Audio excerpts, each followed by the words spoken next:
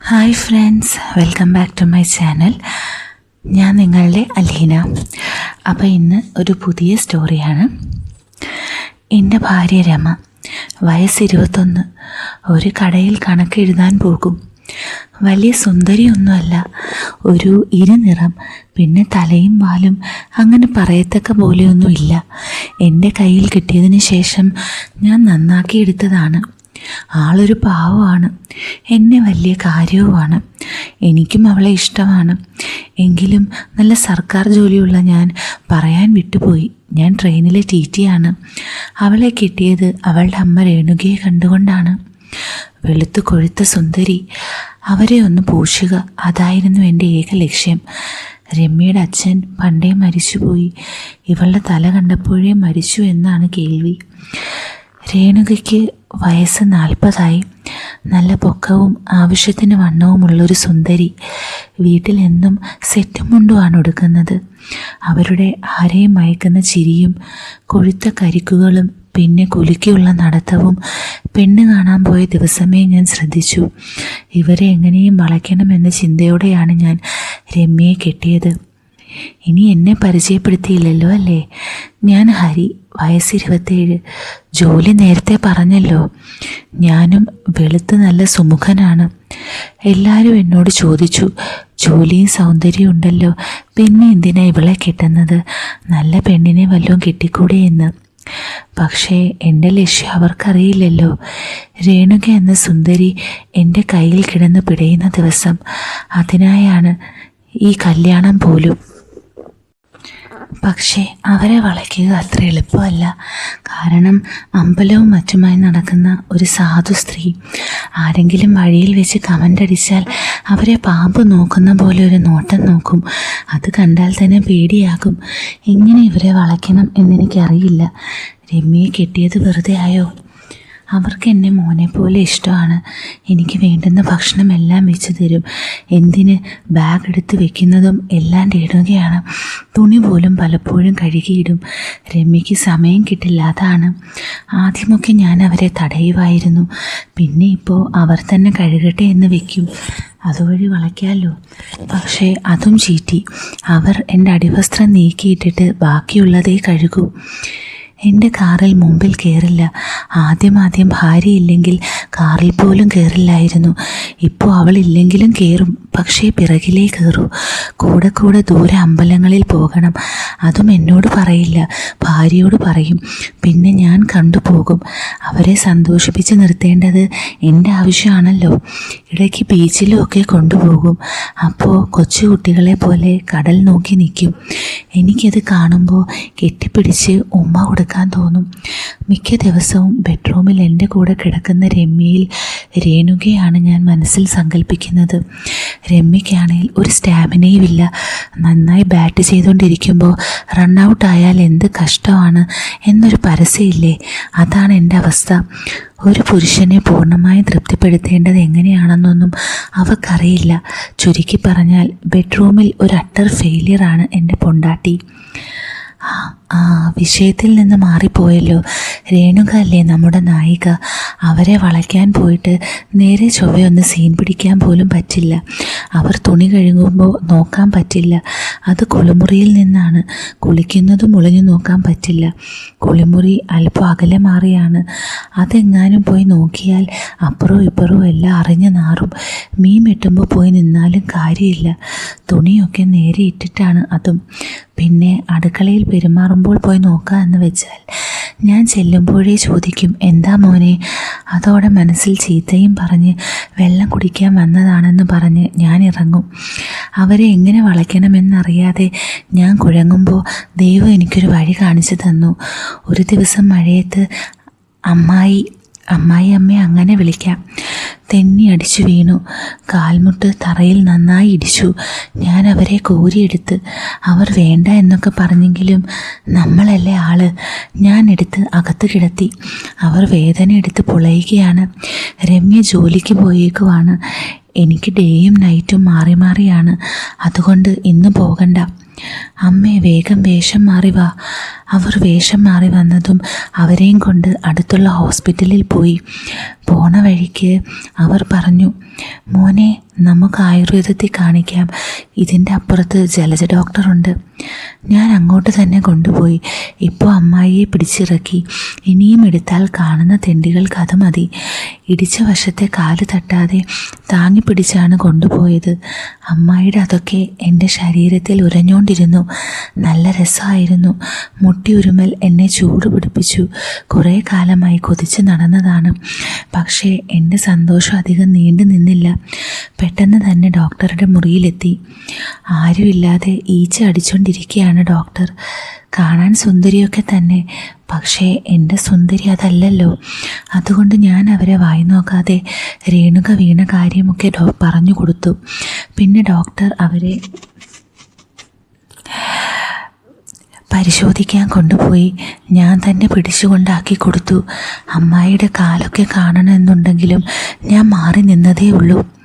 Doctor പരിശോധന കഴിഞ്ഞു വന്നു പറഞ്ഞു, പൊട്ടലൊന്നുമില്ല, ചതവേ ഉള്ളൂ. നല്ല നീരുണ്ട്. ഈ കുഴമ്പ് ചൂടാക്കി പുരട്ടി കൊടുക്കണം. നീര് വറ്റുന്നത് വരെ കുളിക്കണ്ട. നീര് വറ്റിയാലും ഒരാഴ്ച കുഴമ്പിടണം. ഞാനെല്ലാം മൂളി കേട്ടു. മകനാണല്ലേ? ഇങ്ങനെ സ്നേഹമുള്ള മക്കളെ കിട്ടാൻ പുണ്യം ചെയ്യണം. അല്ല, മരുമകനാണ്, അമ്മായി പറഞ്ഞു. ഇത്രയും സ്നേഹമുള്ള മരുമകനോ? രേണുക എന്തായാലും ഭാഗ്യവതി തന്നെ. നമ്മൾ അവിടെ നിന്നിറങ്ങി. ഡോക്ടർ പരിശോധിച്ചതിൻ്റെ ആണെന്ന് തോന്നുന്നു. അമ്മയ്ക്ക് വേദന കൂടുതലാണ്. ഞാൻ ആ കാൽ തറയിൽ മുട്ടാതെ താങ്ങി പിടിച്ച് നടത്തി. പിന്നെയും അവരുടെ ശരീരം എന്നിലേക്ക് നന്നായി അമരുന്നുണ്ട്. അവർ അതറിഞ്ഞിട്ടാണെന്ന് തോന്നുന്നു. കുറച്ച് അകലാൻ ശ്രമിക്കുന്നുണ്ട്. ഞാനും അധികം ബലം കൊടുത്ത് ഇങ്ങോട്ട് അമർത്താൻ നിന്നില്ല. ഒരു പരുവത്തിൽ അങ്ങനെ വണ്ടിയിൽ കയറ്റി വീട്ടിലെത്തി.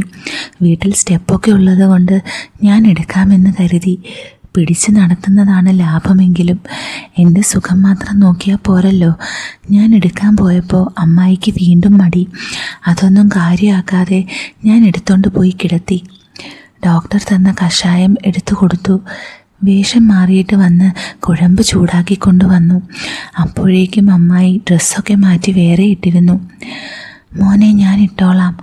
അമ്മ അവിടെ അടങ്ങിക്കിടക്ക്, ഞാൻ ഇട്ടോളാം. മോനെ, വേണ്ടടാ. ആരെങ്കിലും കണ്ടാ എന്താ? ഞാൻ എൻ്റെ സ്വന്തം അമ്മയെപ്പോലെ കരുതിയിട്ടുള്ളൂ. അമ്മയ്ക്ക് അങ്ങനെയല്ലെങ്കിൽ ഞാൻ പൊക്കോളാം. പിന്നെ എൻ്റെ തുണി എടുത്ത് കഴുകുകയും വേണ്ട. ഇതൊക്കെ അവരുടെ കാൽ കാണാനുള്ള എൻ്റെ അടവാണ്. എന്തായാലും അത് ഏറ്റു. മോനെ, മോൻ തന്നെ ഇട്ടോ. കഥക് ചാരിയിട്ട് വാ. അതെന്തിനാ അമ്മേ? മോൻ എന്നെ എടുത്തപ്പോൾ തന്നെ അപ്പുറത്തുള്ളവരൊക്കെ ഒരുമാതിരി നോക്കി. ഇനി ഇതുകൂടി കണ്ടാൽ അതും ഇതും പറഞ്ഞുണ്ടാക്കും. അമ്മ എന്താ പറഞ്ഞു വരുന്നത്? ഞാൻ മനസ്സിലാക്കാത്ത പോലെ അഭിനയിച്ചു. ഒന്നുമില്ല, മോൻ പോയി കഥക് ചാരിയിട്ട് വാ. ഞാൻ കഥക് ചാരിയിട്ട് വന്നു. അവരുടെ സാരി പിടിച്ച് മുട്ടിന് മുകളിൽ പൊക്കി വെച്ചു. ഓ, എന്തൊരു ഭംഗിയുള്ള കാലുകൾ! ഈ പ്രായത്തിലും നല്ല സൂപ്പർ വെളുത്ത കാലുകൾ. ഒരു രോമം പോലും ഇല്ല. ഇവർക്ക് ഈ വിരലിലൊക്കെ ക്യൂടെക്സ് ഇട്ടുകൂടെ? വരട്ടെ, ഇവരെ ഒന്ന് വളച്ചെടുത്തോട്ടെ. എന്നിട്ട് വേണം ഒരു കൊലുസുമൊക്കെ ഈ കാലിലിട്ട് ക്യൂടെക്സൊക്കെ ഇട്ട്. ഓർക്കുമ്പോൾ തന്നെ വല്ലാണ്ടാവുന്നു. ദൈവമേ, കൂടെ തന്നെ കാണണേ. മോനെ, കുഴമ്പ് പുരട്ടുന്നില്ലേ? അവരുടെ ചോദ്യമാണ് എന്നെ ഉണർത്തിയത്. ഞാൻ കുഴമ്പ് കയ്യിലെടുത്ത് അവരുടെ മുട്ടിൽ തേച്ചു. എന്തൊരു മൃദുത്വം! ഞാൻ മുട്ടിൽ നിന്ന് പതുക്കെ തടവി ഇറക്കി. അവർക്ക് നല്ല വേദനയുണ്ട്. നീരും കെട്ടിക്കിടപ്പുണ്ട്. കാമത്തിൻ്റെ കണ്ണ് മാറ്റി അവർക്ക് കുഴമ്പിട്ട് കൊടുക്കാൻ തുടങ്ങി. കുഴമ്പ് പുരട്ടി തടവി ഇറക്കിക്കൊണ്ടിരുന്നു. എങ്കിലും ഇടയ്ക്കൊക്കെ ആ കൊഴുത്ത സ്ത്രീയെയും അവരുടെ ആ സുന്ദരം കാലുകളും എന്നിൽ കാമം ഉണർത്തിക്കൊണ്ടിരുന്നു. എന്നാൽ അവരുടെ വേദന കൊണ്ടുള്ള വിളി എൻ്റെ കാമത്തെ അടക്കി നിർത്തി. ഓരോ പ്രാവശ്യം തടവുമ്പോഴും അവർ വേദന എടുത്ത് വിളിച്ചു. അമ്മേ, നമുക്ക് വേറെ ഹോസ്പിറ്റലിൽ പോകാം. അവിടെ നിന്ന് വേദന കുറയാനുള്ള മരുന്ന് തരും. നീരും പെട്ടെന്ന് കുറയും. വേണ്ട മോനെ, ഇതങ്ങ് കുറയും. പിന്നെയും കുറച്ചു നേരം കൂടി കുഴമ്പിട്ട് കൊടുത്തു. വൈകുന്നേരത്തേക്കുള്ള ഭക്ഷണം കൂടി രമ്യ മേടിച്ചുകൊണ്ട് വന്നു. അവളോട് അമ്മയുടെ കാര്യമൊക്കെ പറഞ്ഞു. അവൾ ഒന്ന് പോയി കണ്ടു, അത്ര തന്നെ. അവർക്കുള്ളതിൻ്റെ 100-1 സ്നേഹം ഇവൾക്കില്ല. ഭക്ഷണം കഴിക്കാൻ അമ്മ ഞൊണ്ടി വന്നു. അമ്മേ, വേദന കുറവില്ലെങ്കിൽ ഹോസ്പിറ്റലിൽ പോകാം. കുറവുണ്ട് മോനെ. ഹോസ്പിറ്റലിൽ പോകാതിരിക്കാൻ കള്ളം പറയരുത്. അല്ല, കുറവുണ്ട്. പിറ്റേന്ന് ഉച്ചയ്ക്ക് എനിക്ക് പോകണമായിരുന്നു. അതിനു മുമ്പ് തന്നെ കുഴമ്പിട്ട് കൊടുത്തു. അന്നും വലിയ ഉടായിപ്പൊന്നും കാണിച്ചില്ല. അന്ന് നീരിന് കുറച്ച് കുറവുണ്ടായിരുന്നു. ജോലിക്ക് പോയി നൈറ്റും കഴിഞ്ഞ് പിറ്റേന്നാണ് ഞാൻ വന്നത്. അപ്പോൾ വീണ്ടും നീര് വെച്ചിരിക്കുന്നു. എന്താ അമ്മ ഇത്? കുറവുണ്ടായിരുന്നതാ. ഇന്നലെ മോളോട് കുഴമ്പിട്ട് തരാൻ പറഞ്ഞിട്ട് അവൾ കേട്ടില്ല. ഞാൻ ഒറ്റയ്ക്കല്ലേ ഇട്ടത്, അതുപോലെ ഇടാൻ പറഞ്ഞു. അങ്ങനെ ഞാൻ ഇട്ടതാ. ശരിയായില്ല. ഞാനാണ് ഇട്ട് തന്നതെന്ന് പറഞ്ഞൂടായിരുന്നു? അത് മോനെ അവൾ എന്ത് വിചാരിക്കും? എന്ത് വിചാരിക്കാൻ? ഞാൻ അവളോട് ചോദിക്കാം. വേണ്ട മോനെ, അവളോട് പറയണ്ട. അവൾ എന്ത് കരുതും? എന്ത് കരുതാൻ? മരുമകൻ അമ്മായിയമ്മയ്ക്ക് കുഴമ്പിട്ട് കൊടുത്തു, അത്ര തന്നെ. എന്നാലും വേണ്ട. എനിക്ക് സന്തോഷമായി. കാരണം മകൾ അറിയണ്ട എന്ന് അമ്മ തന്നെ പറയുന്നു. ഇന്ന് കുഴമ്പിട്ടതാണ്. നാളെ വേറെ പലതും ചെയ്യാനുള്ള ഊർജ്ജമാണ് എനിക്കത് നൽകിയത്. ഞാൻ വേഷം മാറി വന്നു. അമ്മായി തന്നെ ഭക്ഷണം വിളമ്പി. അതും കഴിച്ചിട്ട് ഞാൻ അവരെ വിളിച്ച് കുഴമ്പിട്ട് തരാമെന്ന് പറഞ്ഞു. മോനെ, കുറച്ച് പണിയുണ്ട്, അത് കഴിഞ്ഞ് വരാം. അങ്ങനെ അന്നും ഞാൻ നേരെ ചൊവ്വയെ കുഴമ്പിട്ട് കൊടുത്തു. പിറ്റേന്നായതോടെ നീര് കുറഞ്ഞു. അതോടെ ഇനി കുറച്ച് ആസ്വദിക്കാമെന്ന് ഞാൻ കരുതി. അന്ന് ഞാൻ അവരുടെ മുട്ടിൽ നിന്ന് തുടങ്ങി മിനുസമായ കാലിൽ കൂടി കൈ ഒടിച്ച് കാൽവിരൽ വരെ വന്നു. അപ്പോൾ അമ്മായി ഇക്കിളി എടുത്ത് കിടന്ന് പുളയും. മോനെ, ചുമ്മാതിരി. ഞാൻ വീണ്ടും അത് തന്നെ ആവർത്തിച്ചു.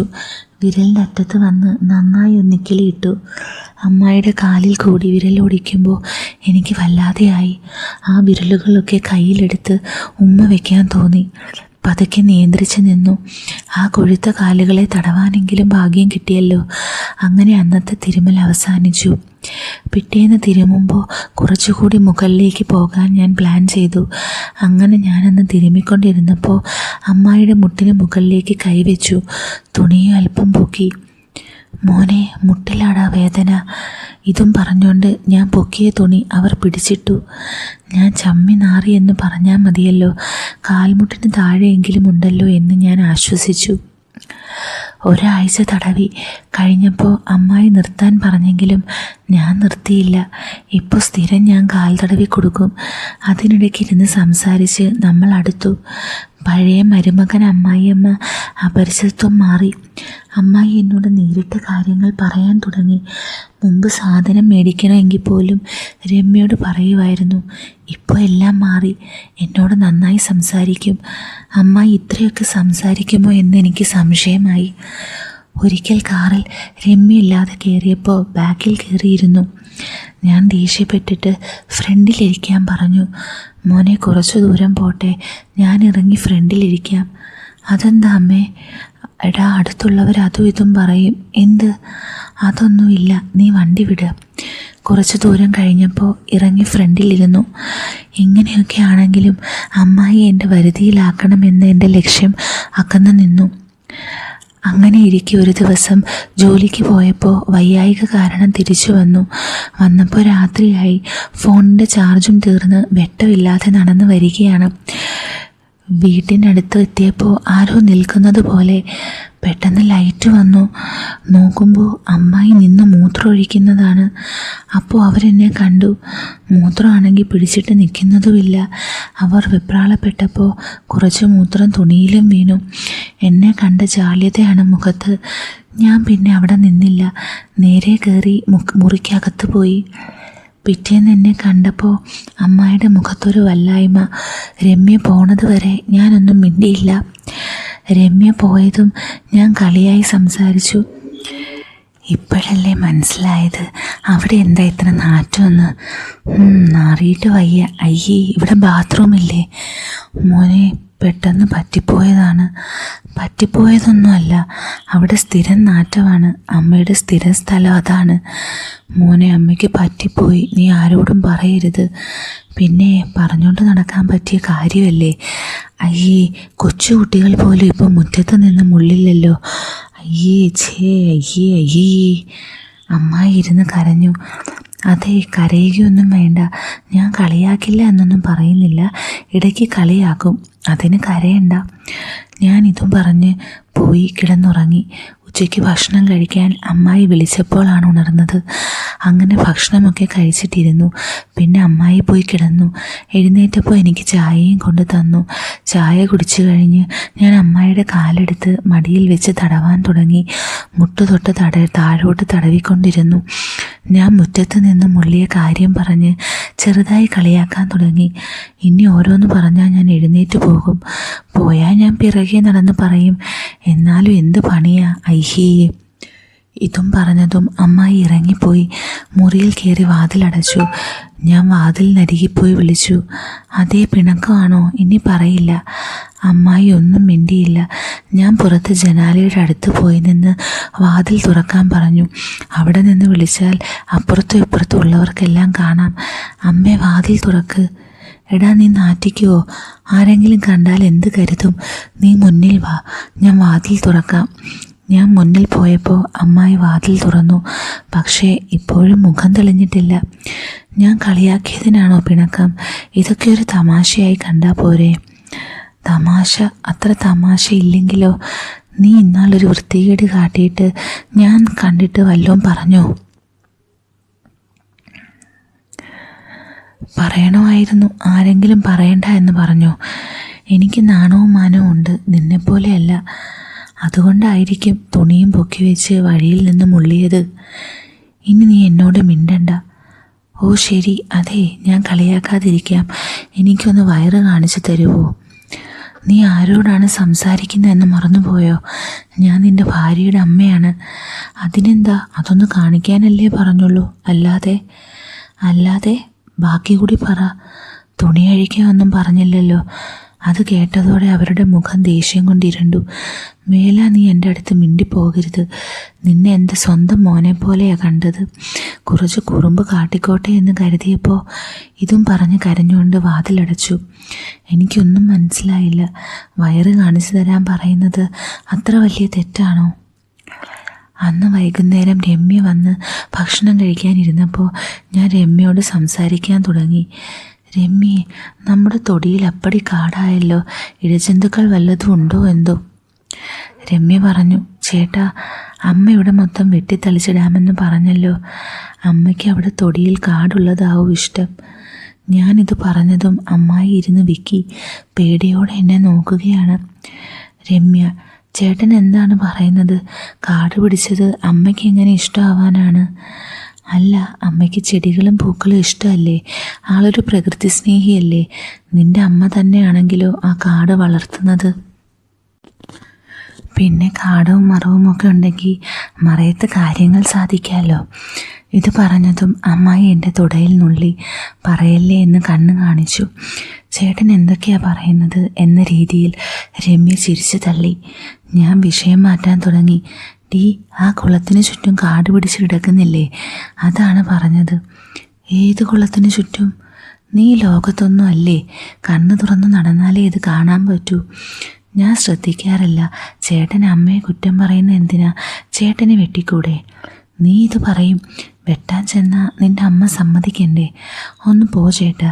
അമ്മ സമ്മതിക്കാതിരിക്കാൻ അമ്മയ്ക്ക് വട്ടാണോ? എനിക്കറിയില്ല, നീ അമ്മയോട് തന്നെ ചോദിക്ക്. ഇതും പറഞ്ഞ് കഴിച്ച പാത്രവുമായി ഞാൻ എഴുന്നേറ്റു. അമ്മായി ഇരുന്ന് വിയർക്കുകയാണ്. എന്നെ നോക്കി കണ്ണുരുട്ടുന്നുണ്ട്. ഞാൻ നടന്നപ്പോൾ, അമ്മേ, ചേട്ടൻ ഏത് കാടിൻ്റെ കാര്യമാണ് പറയുന്നത്? അത് തൊടിയിൽ കുറച്ച് കാടുണ്ട്, അത് ഞാൻ വെട്ടിക്കോളാം. ചേട്ടൻ നാളെ വെറുതെ നിൽക്കുകയല്ലേ, ചേട്ടൻ വെട്ടിക്കോളും. അതൊന്നും വേണ്ട. ഇതും പറഞ്ഞ് അമ്മായിയമ്മ എഴുന്നേറ്റു. അപ്പോൾ രമ്യ പറഞ്ഞു, അമ്മ, ഞാൻ പറയുന്നത് കേൾക്ക്. ചേട്ടൻ വെട്ടിക്കോളും. ഞാൻ ചേട്ടനോട് പറയാൻ പോകുക. ചേട്ടൻ തന്നെ വെട്ടിയാൽ മതി. വായും കഴുകി വരുന്ന എന്നെ രൂക്ഷമായി നോക്കിക്കൊണ്ട് അമ്മായിയമ്മ പോയി. പിറ്റേന്ന് കാലത്ത് അവൾ ജോലിക്ക് പോയി. ഞാൻ അവിടെയൊക്കെ നിന്ന് ഓരോന്ന് ചെയ്തു. മുറിയിൽ കയറി ഫോൺ നോക്കിക്കൊണ്ടിരുന്നു. അവൾ പോയതും അമ്മായിയമ്മ നേരെ എൻ്റെ അടുത്തേക്ക് വന്നു. എന്താ മോൻ്റെ ഉദ്ദേശം? എന്തുദ്ദേശം? മോളോട് എന്തിനാ അങ്ങനെ പറഞ്ഞത്? നിനക്ക് എന്നോട് ഇത്തിരി പോലും സ്നേഹമില്ലേ? അവൾ വല്ലതും അറിഞ്ഞിരുന്നെങ്കിൽ തൂങ്ങിച്ചെത്താൻ മതി. ഇതും പറഞ്ഞ് അമ്മായി കരയാൻ തുടങ്ങി. ഓ അതോ, അത് ഞാൻ അമ്മയ്ക്കൊരു പണി തന്നതാണ്. ഇന്നലെ ഒന്ന് വയറ് കാണിച്ചു തരാൻ പറഞ്ഞപ്പോൾ എന്തായിരുന്നു? അപ്പോൾ നീ അത് കാണിച്ചു തരാത്തത് കൊണ്ട് പ്രതികാരം വീട്ടിയതാണല്ലേ? അല്ല, അത് കാണിച്ചു തരാത്തത് കൊണ്ടല്ല. എന്നെ എന്തൊക്കെയാ പറഞ്ഞത്? ഞാൻ എന്തോ ബലാത്സംഗം ചെയ്യാൻ നോക്കിയ പോലെ അല്ലായിരുന്നു വർത്താനം. അന്നേരവേ ഞാൻ മനസ്സിൽ കൂട്ടിയതാണ് അമ്മയ്ക്കൊരു പണി തരണമെന്ന്.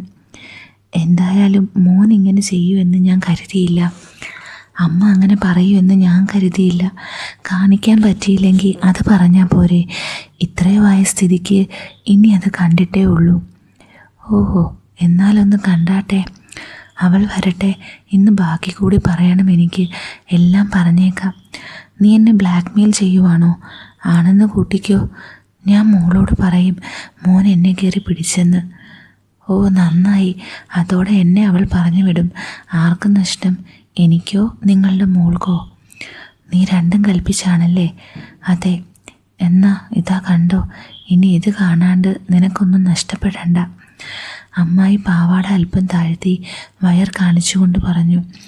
ഇങ്ങനെയല്ല, മുന്താണി ഇളക്കി മാറ്റി കാണിക്ക്. അവർ മുന്താണി മാറ്റിയിട്ടു. അവരുടെ വയർ അല്പം പോലും ചാടിയിട്ടില്ല. 18കാരി പെൺപിള്ളാരെ നാണിപ്പിക്കും വിധമുള്ള വയറും അതിന് നടുവിൽ മനോഹരമായ പൊക്കിൽ ചുഴിയും. ഞാൻ കെട്ടിപ്പിടിച്ച് മുഖമമർത്തി ഒന്ന് ചുംബിച്ചു. അവർ ഒന്ന് പിടഞ്ഞോ എന്ന് സംശയം. പെട്ടെന്ന് അവരെൻ്റെ മുഖം പിടിച്ചു മാറ്റി ഒരടി കരണത്ത് തന്നെ തന്നു. ഞാൻ വീഴ്ചുപോയി. അമ്മാതിരി അടിയായിരുന്നു. സാരിയും വാരിച്ചുറ്റി ഇറങ്ങിപ്പോയി. അടി കിട്ടിയ കവൾ ഞാൻ കണ്ണാടിയിൽ നോക്കി. മോശം പറയരുതല്ലോ, 5 വിരലും പതിഞ്ഞിട്ടുണ്ട്. ഞാൻ അവിടെ തന്നെ കുറച്ചു നേരം ഇരുന്നു. പിന്നെ എഴുന്നേറ്റ് ജോലിക്ക് പോയി. ഉച്ചയ്ക്ക് പോയാൽ മതിയായിരുന്നു. നേരത്തെ ഇറങ്ങി. അമ്മായി ഇപ്പോഴും മുറിയിൽ നിന്ന് പുറത്തു വന്നില്ല. ഞാൻ ജോലിക്ക് പോയി. കവളൊക്കെ ചെറുതായി നീരടിച്ചു. എല്ലാവരും ചോദിച്ചു. അതും ഇതും പറഞ്ഞൊഴിഞ്ഞെങ്കിലും അവരെല്ലാം എന്നെ ആക്കി ഒരു ചിരി. പിറ്റേന്നാണ് ജോലി കഴിഞ്ഞ് വീട്ടിലെത്തിയത്. അമ്മ അവിടെ നിൽപ്പുണ്ട്. രമ്യ ജോലിക്ക് കയറിയിരുന്നു. ഞാൻ മുറിയിൽ കയറിപ്പോയി. കുറച്ച് കഴിഞ്ഞ് അമ്മായി വാതിലിൻ്റെ അവിടെ വന്ന് നിന്നിട്ട് ഭക്ഷണം എടുത്ത് വെച്ചിട്ടുണ്ട് എന്ന് പറഞ്ഞു. ഞാൻ കാര്യമാക്കിയില്ല. പിന്നെ അമ്മായിയും വിളിക്കാൻ നിന്നില്ല. ഞാൻ അവിടെ കിടന്നുറങ്ങിപ്പോയി. കുറേ കഴിഞ്ഞപ്പോൾ ഞാൻ ഉണർന്നു. നോക്കുമ്പോൾ അമ്മായി അടുത്ത് നിൽപ്പുണ്ട്. കവളിൽ അവരടിച്ച പാടിൽ വിരലൊടിക്കുന്നുണ്ട്. ഞാൻ ചുമ്മാ വേദനിക്കുന്ന പോലെ ഒച്ചയിട്ടു. ഇന്ന് വേദനയില്ലെങ്കിലും ഇന്നലെ നല്ല പൊളപ്പം വേദനയായിരുന്നു. അത് കണ്ട് അമ്മ കൈയെടുത്തു. കണ്ണ് തുടച്ചുകൊണ്ടിറങ്ങി. അമ്മ പിണക്കമാണോ? ഞാൻ ചോദിച്ചതും തിരിഞ്ഞെന്നെ നോക്കി കരഞ്ഞുകൊണ്ട്, സോറി മോനെ, നന്നായി വേദനിച്ചല്ലേ? വേണ്ടാതീനം കാട്ടിയിട്ടല്ലേ അമ്മ അടിച്ചത്? അതിനെന്തിനാ കരയുന്നത്? തെറ്റെൻ്റെ ഭാഗത്താണ്. ഞാൻ അങ്ങനെ ചെയ്യാൻ പാടില്ലായിരുന്നു. ഞാനൊരു നമ്പർ ഇട്ടതാ. അമ്മായി ഇതിൻ്റെ പേരിൽ അകന്നാൽ ശരിയാകില്ല.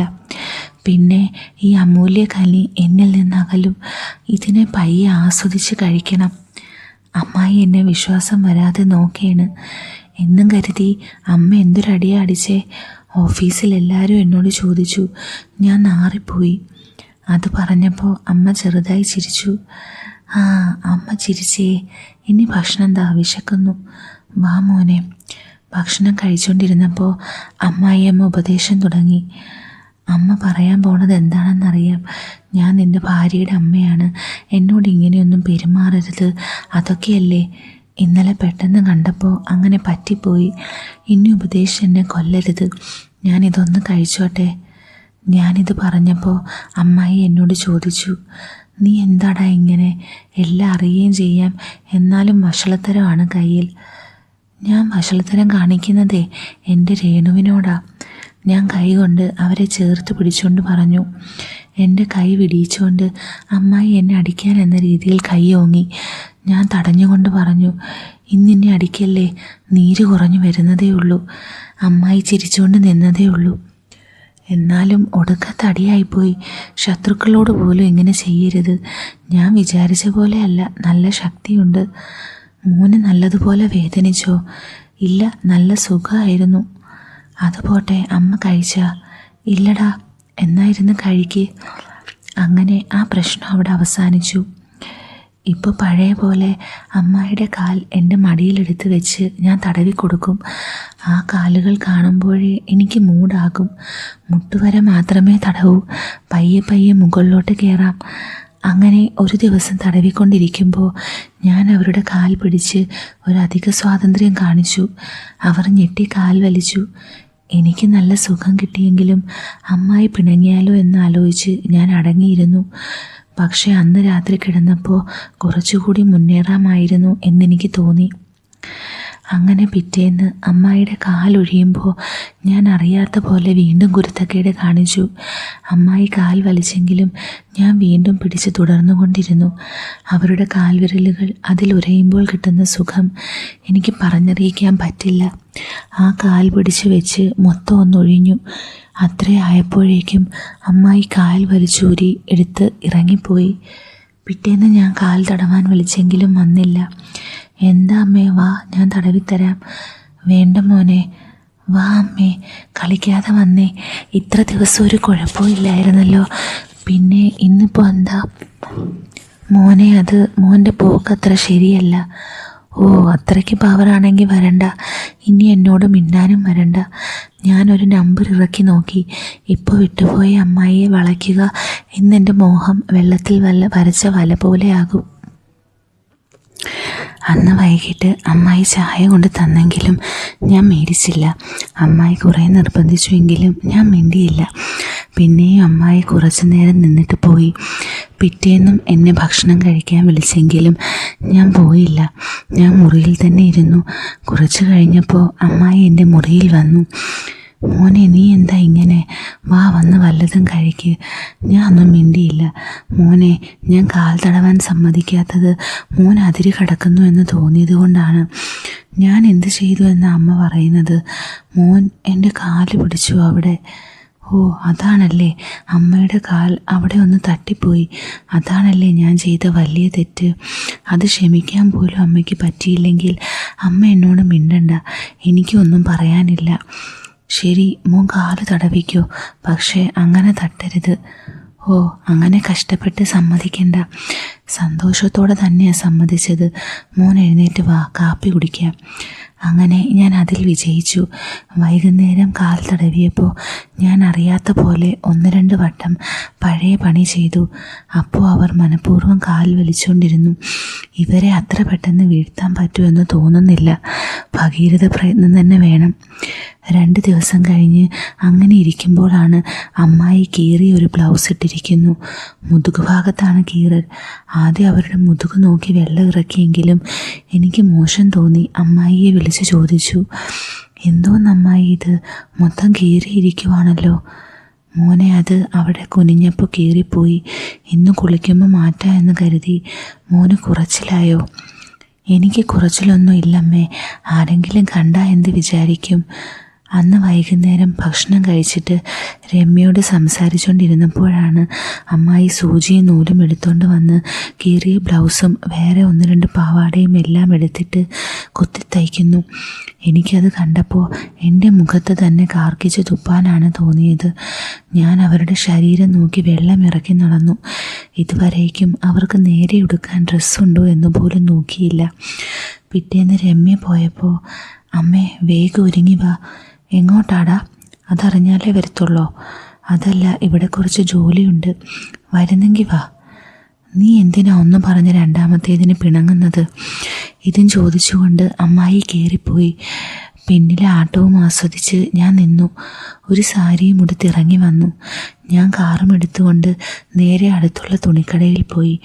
മോനെ, ഇവിടെ എന്തിനാ? എൻ്റെ രേണുവിന് കുറച്ച് ഡ്രസ്സ് എടുക്കാൻ. മോനെ, എനിക്കിപ്പോൾ എന്തിനാ ഡ്രസ്സ്? നമ്മളൊക്കെ തുണി കൊടുക്കുന്നത് എന്തിനാ? നാണം മറയ്ക്കാനാ.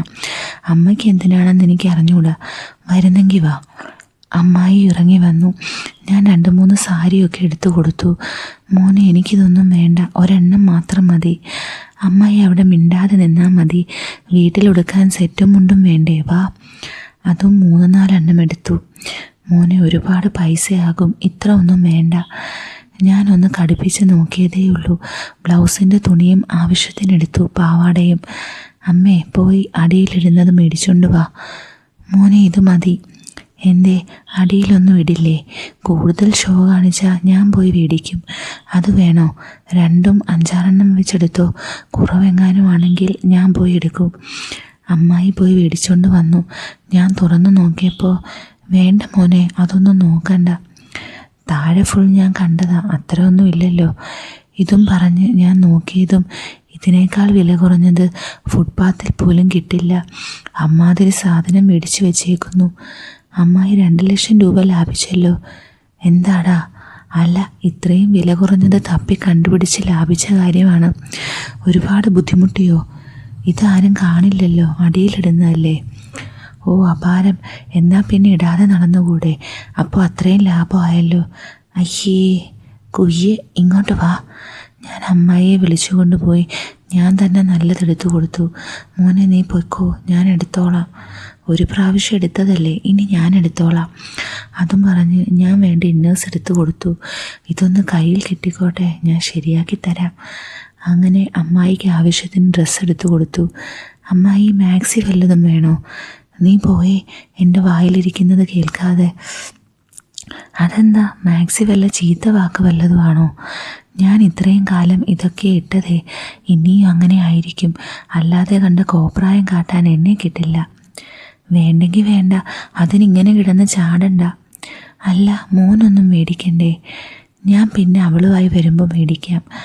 അവിടെ നിന്നിറങ്ങിയതും അമ്മായി സിനിമയ്ക്ക് പോകാം. വേണ്ട മോനെ, വീട്ടിൽ ജോലിയുണ്ട്, വീട്ടിലെ ജോലി നമുക്ക് ചെയ്യാം, തൽക്കാലം സിനിമ കാണാം. അങ്ങനെ അമ്മായിയെയും കൊണ്ട് സിനിമയ്ക്ക് പോയി. സിനിമ തുടങ്ങി. കുറച്ച് കഴിഞ്ഞതും അതിൽ കുറച്ച് കോമഡിയുണ്ട്. കോമഡി കണ്ടു തുടങ്ങിയതും അമ്മായി എൻ്റെ കയ്യിലടിക്കാനും ബഹളം വെച്ച് ചിരിക്കാനും തുടങ്ങി. അടുത്തിരിക്കുന്നവരൊക്കെ നമ്മളെ നോക്കുന്നത് പോലെ തോന്നി. എങ്കിലും ഞാനത് മൈൻഡ് ചെയ്തില്ല. അമ്മായിയുടെ സന്തോഷമായിരുന്നു എനിക്ക് വലുത്. സിനിമ കഴിഞ്ഞപ്പോഴേക്കും എൻ്റെ കൈ അടിച്ച് റെഡിയാക്കിയിരുന്നു. കൈ അവിടെ ചുവന്ന് കിടക്കുകയാണ്. വീട്ടിലെത്തിയപ്പോഴും അമ്മായി അതിൽ ഓരോ കോമഡിയൊക്കെ ഓർത്തു പറഞ്ഞ് ചിരിയാണ്. വീടിച്ച തുണി മുഴുവൻ അമ്മായിയുടെ മുറിയിൽ കൊണ്ടുവച്ചു. മോനെ, ഇതൊന്നും രമ്യ അറിയണ്ട. അവൾ അറിഞ്ഞാൽ പറയും മോൻ്റെ പൈസ അത്രയും ഞാൻ ഊറ്റിയെന്ന്. അങ്ങനെയൊന്നും പറയില്ല. എന്നാലും പറയണ്ട മോനെ. ഞാൻ പറയുന്നില്ല.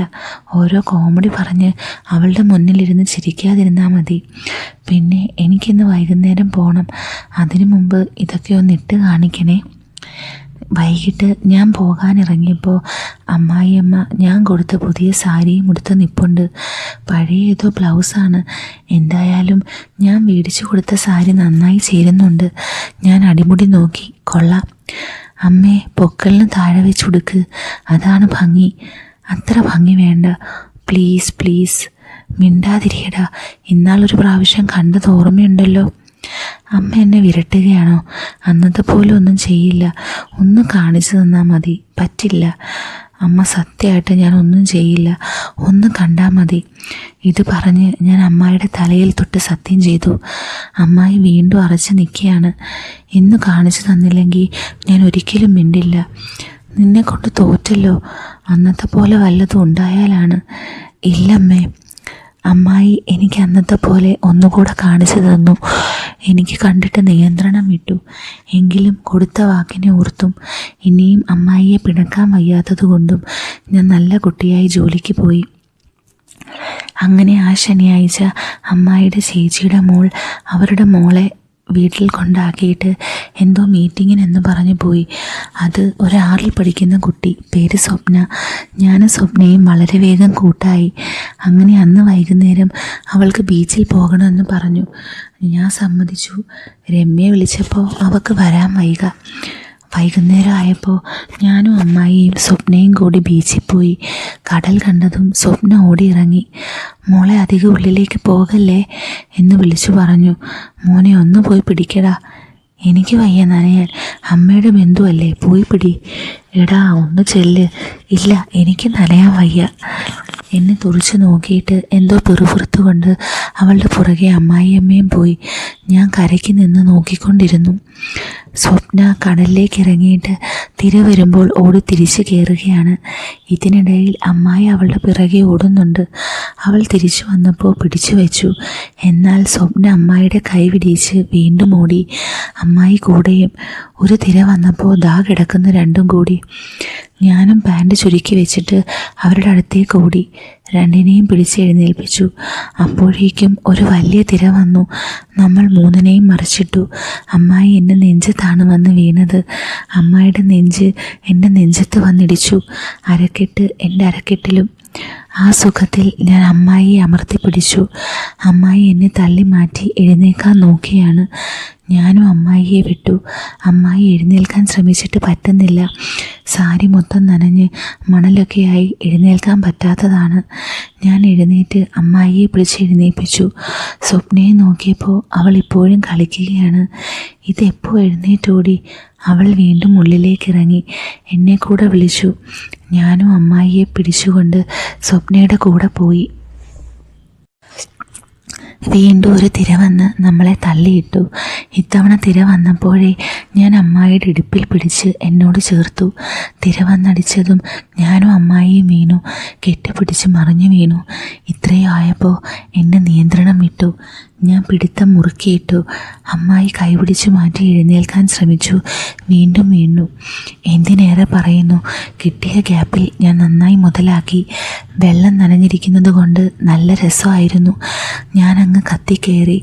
അമ്മായിൽ നിന്ന് നേരത്തെ ഒരു മൂളൽ വന്നു. എൻ്റെ കൈ പിടിച്ച് മാറ്റാൻ നോക്കിയാണ്. ഞാൻ വിടുവോ? ഉടുമ്പിനെ പോലെ ഞാൻ വട്ടം ചുറ്റിപ്പിടിച്ച് അവസരം മുതലാക്കൽ തുടർന്നു. അമ്മായി എൻ്റെ കൈ പിടിച്ച് മാറ്റി എങ്ങനെയെങ്കിലും എഴുന്നേറ്റു. പിന്നെ ഞാനും എഴുന്നേറ്റു. അപ്പോഴേക്കും നേരം വൈകിയിരുന്നത് കൊണ്ട് സ്വപ്നയെ വിളിച്ച് കരയ്ക്ക് കയറാൻ പറഞ്ഞു. അവൾ ഓടിപ്പോവുകയാണ്. എന്നാൽ അമ്മായിക്ക് കയറാൻ പറ്റുന്നില്ല. സാരിയാണ് വേഷം, നനഞ്ഞിരിക്കുകയും ചെയ്യുന്നു. ഞാൻ പോയി പിടിച്ചു. അമ്മായി എൻ്റെ കൈ തട്ടി മാറ്റി. അമ്മായി വീണ്ടും വീഴാൻ പോയി. ഞാൻ വീണ്ടും പിടിച്ചു. വയറിലാണ് പിടിച്ചത്. ഞാൻ വിരൽ കൊണ്ടൊന്ന് തടവി വിട്ടു. എനിക്ക് പിടിച്ചിട്ടും മതിയായില്ല. സ്വപ്ന കൂടെ ഉള്ളത് കൊണ്ടാണെന്ന് തോന്നുന്നു അമ്മായി ബഹളമൊന്നും ഉണ്ടാക്കാത്തത്. എൻ്റെ കൈ തട്ടി മാറ്റുകയും രൂക്ഷമായി നോക്കുകയും ചെയ്യുന്നുണ്ട്. അതൊന്നും ഞാൻ കാര്യമാക്കിയില്ല. ഞാൻ വേറെ ഏതോ ലോകത്തായിരുന്നു.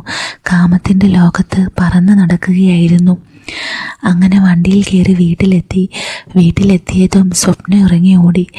അമ്മായി ഇറങ്ങി നടന്നതും നനഞ്ഞ സാരി ആയതിനാൽ വഴുതി വീഴാൻ പോയി. ഞാൻ പിടിച്ചു. തുടരുതെന്നെ നീ. മോനെ പോലെ കണ്ടിട്ട് നീ ഇങ്ങനെ ചെയ്യുമെന്ന് ഞാൻ കരുതിയില്ല. ഇനി നീ എന്നോട് മിണ്ടണ്ട. നീ എപ്പോഴും കാണിക്കുന്ന അടവ് പിണക്കമല്ല. നീ എന്നോട് മിണ്ടണ്ട എന്ന് പറഞ്ഞാൽ മിണ്ടണ്ട. അമ്മായി അങ്ങനെ പറഞ്ഞത് എനിക്ക് വല്ലാത്ത വേദന നൽകി. എനിക്ക് അല്പം നിയന്ത്രണം വേണമായിരുന്നു. പോയി സോറി പറഞ്ഞു നോക്കാം. ഞാൻ സംസാരിക്കാൻ പോയിട്ട് അമ്മായി അമ്പിനും വില്ലിനും അടുക്കുന്നില്ല. അമ്മേ സോറി, എന്നോട് ക്ഷമിക്ക്. നീ പോയേ, കൊച്ചും കൂടി കേൾക്കും. ഇതും പറഞ്ഞ് അമ്മായി കയറിപ്പോയി. പിന്നെ ഞാൻ അടുത്ത് ചെല്ലുമ്പോൾ എല്ലാ അമ്മായി വല്ലാത്തൊരകൽച്ച കാണിച്ചു. എനിക്ക് ആകെ വിഷമമായി. പണ്ട് നമ്മൾ എങ്ങനെയായിരുന്നു അതുപോലെയായി. കഷ്ടപ്പെട്ട് ഞാൻ ഇത്രയും എത്തിയത് എല്ലാം വെറുതെയായി എന്ന് തോന്നി. എന്തു ചെയ്യും? ഇതൊക്കെ ആലോചിച്ചു കൊണ്ടിരുന്നപ്പോൾ ആണ് അമ്മായി എൻ്റെ തുണി കഴുകാനെടുക്കാൻ വന്നത്. എന്നോട് മിണ്ടാത്തവർ എൻ്റെ തുണിയും കഴുകണ്ട. അമ്മായി എന്നെ ഒന്ന് കടുപ്പിച്ച് നോക്കി. തുണിയുമായി നടന്നു. എന്താ പറഞ്ഞത് കേട്ടൂടെ? എൻ്റെ തുണി കഴുകണ്ട, ഞാനോ എൻ്റെ ഭാര്യയോ കഴുകിക്കൊള്ളാം. അമ്മായി എന്നെ ഒന്ന് കടുപ്പിച്ച് നോക്കിയിട്ട് തുണി അവിടെ തന്നെ ഇട്ടിട്ട് പോയി. ദൈവമേ, ഇതൊരു നടക്കി പോകില്ല. ഇവർക്കൊന്നും മിണ്ടിയാൽ എന്താ? ഞാനൊന്ന് പിടിച്ചതിന് ഇങ്ങനെയെങ്കിൽ ഇവരെ എങ്ങനെ ഞാൻ വളയ്ക്കും? എനിക്കും ആകെ ദേഷ്യമായി. അന്ന് രാത്രി ഭാര്യ വന്ന് എന്തോ ചോദിച്ചതിന് വെറുതെ അവളുടെ മെക്കിട്ട് കയറി. അത് പിന്നെ അങ്ങനെയാണല്ലോ, അങ്ങാടിയിൽ തോറ്റതിന് അമ്മയോടെന്ന് പറയും പോലെ. അമ്മായിയമ്മയോടുള്ള ദേഷ്യം ഞാൻ ഭാര്യയോട് തീർത്തു. അതോടെ അവൾ കരച്ചിലും തുടങ്ങി. ഞാൻ അങ്ങനെ ദേഷ്യപ്പെടുന്ന പ്രകൃതമല്ല. പെട്ടെന്ന് ദേഷ്യപ്പെട്ടപ്പോൾ അതവൾക്ക് സഹിക്കാൻ പറ്റിയില്ല. പിറ്റേന്ന് എഴുന്നേറ്റപ്പോഴും അവളുടെ മുഖം തെളിഞ്ഞിട്ടില്ല. എടോ, ഇന്നലത്തെ എൻ്റെ മൂഡ് ശരിയല്ലായിരുന്നു. അതുകൊണ്ട് ഞാൻ എന്തോ പറഞ്ഞു. സോറി. അത് സാരമില്ല. അവൾ വീണ്ടും കണ്ണ് നിറച്ചുകൊണ്ട് പറഞ്ഞു. സോറി പറഞ്ഞല്ലോ, പിന്നെ എന്തിനാ കരയുന്നത്? ഒന്നുമില്ല. പാവം, വെറുതെ അവളുടെ മെക്കിട്ട് കയറണ്ടായിരുന്നു. അന്ന് അവൾ ജോലിക്ക് പോയി. കുറച്ചു കഴിഞ്ഞ് ഞാനും ഇറങ്ങി. സത്യത്തിൽ ഉച്ചയ്ക്ക് പോയാൽ മതിയായിരുന്നു. ഇവിടെ നിന്ന് അമ്മായിയുടെ ഊമകളി കണ്ട് എനിക്ക് BP കയറ്റാൻ വയ്യാത്ത കൊണ്ട് ഞാൻ ഇറങ്ങി. അങ്ങനെ 2-3 ദിവസം കഴിഞ്ഞ് ഭാര്യയുടെ ബന്ധുവിൻ്റെ ഒരു കല്യാണം ഉണ്ടായിരുന്നു. ഭാര്യയ്ക്ക് വരാൻ അസൗകര്യം ആയതുകൊണ്ട് ഞാനും അമ്മായിയും കൂടിയാണ് പോയത്. കാർ സർവീസിന് കൊടുത്തിരുന്നത് കൊണ്ട് ബസ്സിലാണ് പോയത്. പോണ വഴിക്ക് ഞാൻ മിണ്ടാൻ നോക്കിയെങ്കിലും അമ്മായി എടുക്കുന്നില്ല. അമ്മ, ഇത് വലിയ കഷ്ടമാണ്. അന്നൊരബദ്ധം പറ്റിപ്പോയി. ഇങ്ങനെ മിണ്ടാതെ നടക്കല്ലേ. എനിക്ക് ശ്വാസം മുട്ടുന്നത് പോലെ തോന്നുന്നു. എവിടുന്ന് ഒരു മൈൻഡും ഇല്ല. ബസ്സിൽ കയറിയപ്പോൾ അമ്മായിയുടെ ഏതോ ബന്ധുവിനെ കിട്ടി. അവർ തമ്മിൽ സംസാരിച്ചുകൊണ്ടിരുന്നു. അമ്മായി എങ്ങനെയെങ്കിലും സോപ്പിട്ട് മിണ്ടാമെന്ന് കരുതിയതാണ്. അതും ചീറ്റിപ്പോയി. അങ്ങനെ കല്യാണ സ്ഥലത്ത് വെച്ച് എന്നെ ആർക്കൊക്കെയോ പരിചയപ്പെടുത്തി. മോളുടെ ഭർത്താവാണ് എന്നൊക്കെ പറഞ്ഞു. അപ്പോൾ എന്നോടും മിണ്ടി ഇതിൽ പിടിച്ച് കയറാം. കല്യാണം കഴിഞ്ഞപ്പോൾ കുറേ പേര് അമ്മായി ഏതോ ബന്ധുക്കൾ അവരുടെ വീട്ടിലേക്ക് ക്ഷണിച്ചു. അമ്മായിക്ക് പോകണമെന്നൊക്കെയുണ്ട്. ഞാനും വരാമെന്ന് പറഞ്ഞു. അങ്ങനെയെങ്കിലും അമ്മായിയുടെ മനസ്സിൽ കയറി മാറിയാലോ. എന്തായാലും അവരുടെ വീട്ടിലൊക്കെ പോയി കഴിഞ്ഞപ്പോൾ നേരെ വിരട്ടി. ഇറങ്ങാൻ നിൽക്കുമ്പോൾ അവരുടെ ബന്ധുക്കൾ കാറിൽ പോകാമെന്ന് പറഞ്ഞ് വിളിച്ചു. വിളിയൊക്കെ കാര്യമായിരുന്നു. എങ്കിലും കാറിൽ വല്ലാത്ത തിരക്കായിരുന്നു. ഞാനും അമ്മായിയും കൂടി പിറകിൽ കയറിയിരുന്നു. കുറച്ചു ദൂരം പോയപ്പോൾ ഞാൻ അമ്മായിയുടെ ചെവിയിൽ പതുക്കെ സംസാരിച്ചു. അമ്മേ, പിണക്കമൊക്കെ മാറിയല്ലോ. ഇനി നമ്മൾ പഴയ പോലെ കൂട്ടാണേ. ഒന്നും മിണ്ടുന്നില്ല. അമ്മേ, എന്താ ഒന്നും മിണ്ടാത്തത്? ഇത് കുറച്ച് ഓവറാണ്. ഞാൻ 1000 പ്രാവശ്യം മാപ്പ് പറഞ്ഞു. ഇനിയും പിണങ്ങിയിരിക്കരുത്. വീണ്ടും ഒന്നും മിണ്ടുന്നില്ല. ഇവരുടെ വായിൽ എന്താ, കൊഴുക്കട്ടയാണോ? അമ്മേ, അവസാനമായി ചോദിക്കുവാണ്, മിണ്ടുന്നോ? ഒരനക്കവും ഇല്ല. ശരി, മനുഷ്യന് താഴുന്നതിനൊരു പരിധിയുണ്ട്. ഇനി ഞാൻ എൻ്റെ വേല നോക്കിക്കൊള്ളാം. ഇത് പറഞ്ഞിട്ടും ഒരു കുലുക്കവും ഇല്ല. ഞാൻ എൻ്റെ കൈയെടുത്ത് അമ്മായിയുടെ തുടയിൽ വെച്ചു. അമ്മായി എൻ്റെ കൈയെടുത്ത് മാറ്റി. വീണ്ടും ഞാൻ കൈയെടുത്ത് വെച്ച് കാൽമുട്ടിലൊന്ന് തടവി. അമ്മായി എൻ്റെ കയ്യിൽ ഒരു നുള്ളു തന്നിട്ട് പിടിച്ചു മാറ്റി. ഞാൻ വീണ്ടും വെച്ച് തഴുകാൻ തുടങ്ങി. അമ്മായി എൻ്റെ കൈ പിടിച്ച് വിരലുകളൊക്കെ ഞെരിച്ചുടച്ചു. ഞാൻ കൈ വലിച്ചെടുത്തു. കൈ കുടഞ്ഞുകൊണ്ട് ഞാൻ വയറിൽ പിടിച്ച് ഒരു നുള്ളു കൊടുത്തു. അമ്മായിയുടെ വായിൽ നിന്ന് ചെറിയൊരു സൗണ്ട് വന്നു. അപ്പോൾ അമ്മായിയുടെ അപ്പുറത്തിരുന്ന ചേച്ചി, എന്താ രേണുകേ? ഒന്നുമില്ല. എന്നിട്ട് എന്നോട്, എടാ അടങ്ങിയിരി. എന്തോ ഇപ്പോൾ വായി നാവുണ്ടോ? ഇത്രയും നേരം പട്ടിയെപ്പോലെ ഞാൻ പിറകെ നടന്നതല്ലേ. അമ്മായി ഒന്നും മിണ്ടിയില്ല. ഞാൻ വീണ്ടും കുരുത്തക്കേട് തുടർന്നു. എന്നിട്ട് ചെവിയിൽ പറഞ്ഞു, അമ്മേ അടങ്ങിയിരുന്നോ? ഇല്ലേൽ ഇവരും കൂടി അറിയും, പിന്നെ നാറും.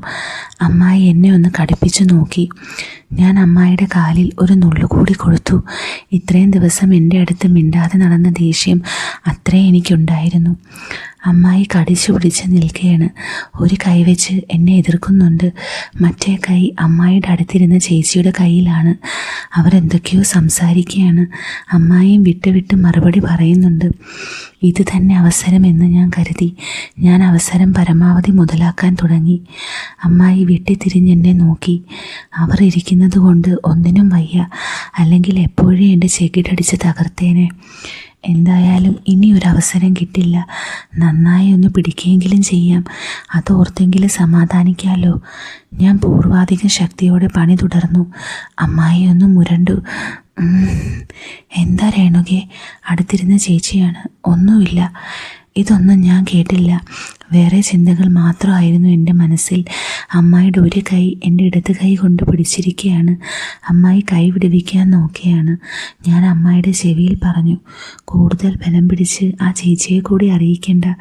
എൻ്റെ അടുത്ത് ഇത്ര ദിവസം മിണ്ടാതിരുന്നതല്ലേ. ഞാനിന്ന് എന്തായാലും വിടൂല. ഇതും പറഞ്ഞ് ഞാൻ പരിപാടി തുടർന്നു. അപ്പോൾ ഈ സ്റ്റോറിയുടെ സെക്കൻഡ് പാർട്ട് ഞാൻ ഉടനെ ഇടാം. അപ്പോൾ നിങ്ങൾക്ക് ഈ കഥ ഇഷ്ടപ്പെടുന്നുണ്ടോ എന്ന് ഒന്ന് കമൻറ്റ് ചെയ്യണം. അപ്പോൾ ഉടനെ കാണാം. With love, Aleena.